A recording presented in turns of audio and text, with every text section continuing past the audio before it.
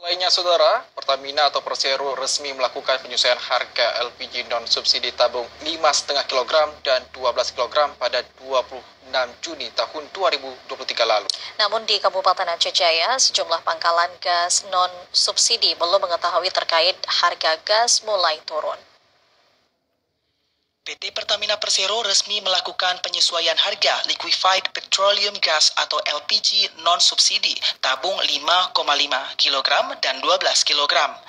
Penurunan harga gas non-subsidi dimulai sejak 26 Juni 2023 yang lalu di kisaran Rp4.000 hingga Rp9.000 per tabung.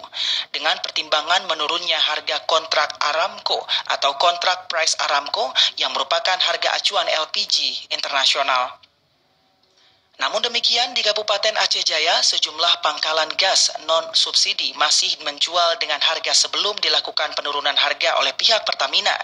Saat ini, pihak agen atau pangkalan gas masih menjual dengan harga yang lama karena mereka sejauh ini belum ada informasi yang diterima sehingga pihak pangkalan belum berani menurunkannya. Yakni dengan harga ukuran 5,5 kg dijual sebesar Rp110.000 dan ukuran 12 kg dijual seharga Rp225.000.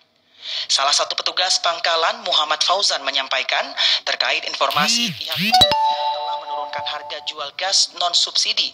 Pihak pangkalan gas belum mengetahuinya, sehingga untuk harga jual gas ke para pelanggan masih diperlakukan harga lama hingga adanya kabar dari pihak Pertamina. Untuk penurunan harga dari Pertamina belum dikasih tahu berapa harga turunnya, dan kami di sini masih jual seperti biasa. Untuk yang 5,5 kilo itu harganya tetap seperti biasa 110. Itu belum ada kabar dari Pertamina untuk penurunan harga. Dan yang besar yang 12 kilo itu juga masih seperti biasa 225. Belum ada kabar juga.